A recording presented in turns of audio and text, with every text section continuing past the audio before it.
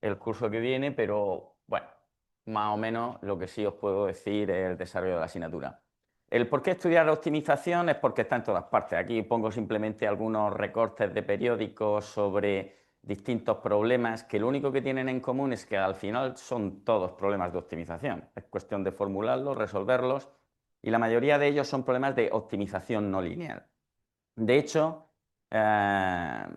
sigo a los estudiantes que terminan la carrera por LinkedIn para ver dónde trabajan y fijaros que hay empresas de mucho tipo, de consultoría, de servicios informáticos, de científicos de datos, de logística, de banca, de inversiones, de sanidad, pero en muchos de esos sitios al final lo que tienen que hacer es resolver problemas de optimización. Ya conocéis cosas de optimización porque en la carrera se estudia optimización lineal y grafos de optimización discreta. Cuando lleguéis a cuarto se supone que esas asignaturas las habréis cursado ya. E incluso hay otra asignatura más, laboratorio de optimización, de la que hablaré ahora después, que es otra de las optativas que habrá.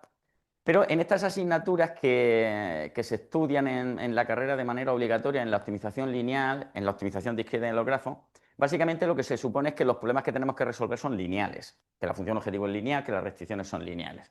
Bueno, dependiendo, puede ser que las variables sean enteras o no, pero son lineales. Pero a veces las cosas no son lineales. A veces la función objetivo no es lineal, a veces las restricciones no son lineales. ¿Y entonces qué hacemos, no? Entonces, pues eso es un poco de lo que va la asignatura. En particular, aquí nos vamos a tratar de resolver en general este problema de optimización, donde la función objetivo f y o las restricciones, tanto de desigualdad como de igualdad, pues que sean no lineales, ¿vale?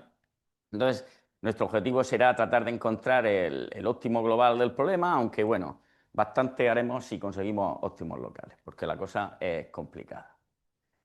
Hay una gran variedad de algoritmos dependiendo de las características de las funciones objetivo de las restricciones que se pueden utilizar. Entonces, pues hay que decidir qué se explica, ¿no? Entonces, nosotros lo que vamos a hacer básicamente es centrarnos en los algoritmos que se utilizan principalmente en el aprendizaje automático y también en el aprendizaje profundo, que no solo se utilizan ahí, sino que se utilizan en general para resolver otros problemas de optimización.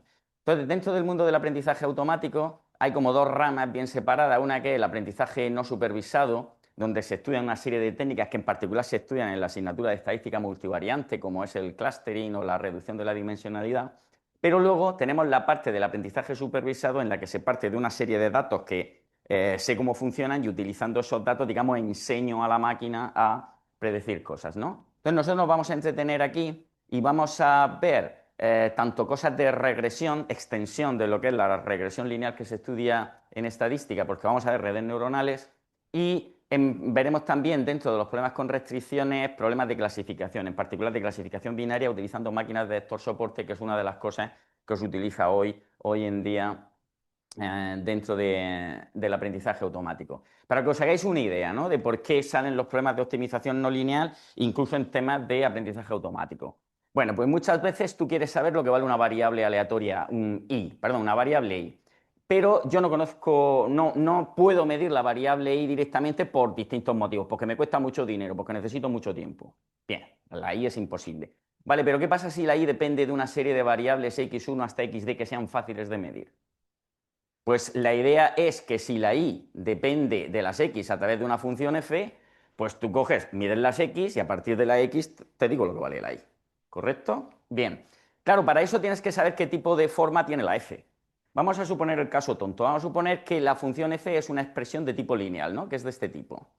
Entonces, fijaros que para yo saber la y a partir de las x, ¿qué es lo que necesito? Saber las w estas que me permiten construir la fórmula.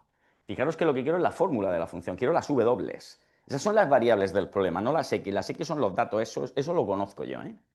Entonces, necesitamos saber cuáles son estos valores que me permiten al final que cuando yo haga esta cuenta, pues yo le meto los valores de las x y me sale la y que quiero. ¿Para eso qué tenemos? Pues utilizando la nomenclatura que utilizan en ciencia de datos, un conjunto de entrenamiento. ¿Un conjunto de entrenamiento qué es? Pues un montón de datos donde yo conozco tanto las x como la y. ¿Vale? Yo esto lo sé. Y entonces, ¿qué es lo que hago con eso?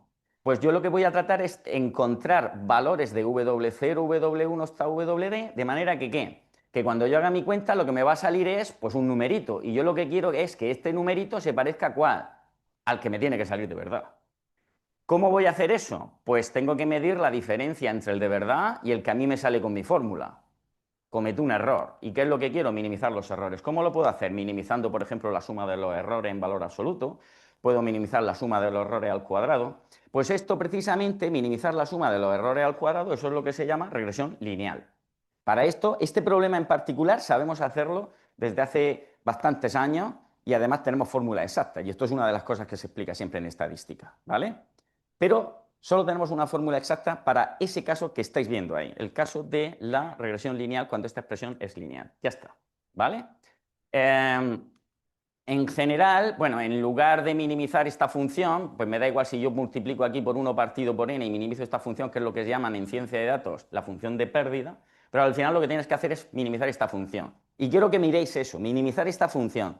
Eso es un problema de optimización sin restricciones, donde la función objetivo es cuadrática.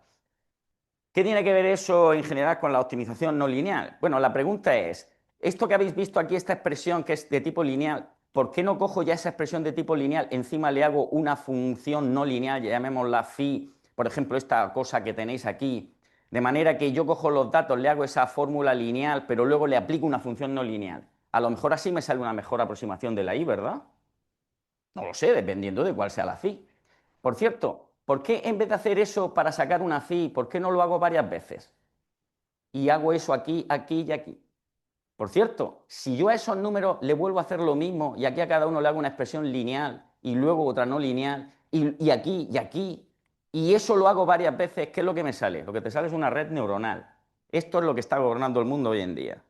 Pues vamos a ver cómo se construyen estas redes neuronales y sobre todo lo que vamos a ver es cómo podemos encontrar estos famosos numeritos que nos permiten hacer el ajuste para poder hacer predicciones, ¿de acuerdo? Entonces, la asignatura está dividida básicamente en 3 partes, una que se dedica a problemas sin restricciones. Dentro de esta parte veremos problemas para funciones de una variable, pero sobre todo para funciones de varias variables y en particular funciones de variables que tengan diferenciabilidad. Y nos entretendremos específicamente en el método del gradiente y sus variantes, porque son los que se utilizan para que las redes aprendan. Aprender es que optimizo, es que encuentro valores para esos parámetros que habéis visto en la red neuronal. Y luego veremos problemas también con restricciones, por ejemplo, las máquinas de vector soporte para la clasificación binaria, y haremos lo mismo, pues condiciones de optimalidad y ver distintos métodos, ¿vale? Para resolverlo. Si nos da tiempo, veremos también algunas cosas de metaheurísticas. Todo esto lo haremos siempre a través de prácticas de ordenador las cuentas, los apuntes los tendréis disponibles en el aula virtual. La asignatura a efectos prácticos está rota como en 3 partes, una que se dedica a condiciones de optimalidad, otra a optimización sin restricciones y otra a optimización con restricciones. Y como bien veis aquí, en cada una de las partes soléis tener que presentar problemas hechos a mano, prácticas de ordenador, o sea, mandamos las cosas para que nos las hagáis en Python, ¿de acuerdo? Para que las resolváis. Y también hay algún control en alguno de estos bloques. La nota final, pues más o menos sigue estas ponderaciones que veis aquí, y si es fácil o difícil, pues aquí tener lo que ha pasado en los últimos cursos de la gente que ha aprobado, las notas que ha aprobado, por si eso os pudiera dar una idea sobre eso.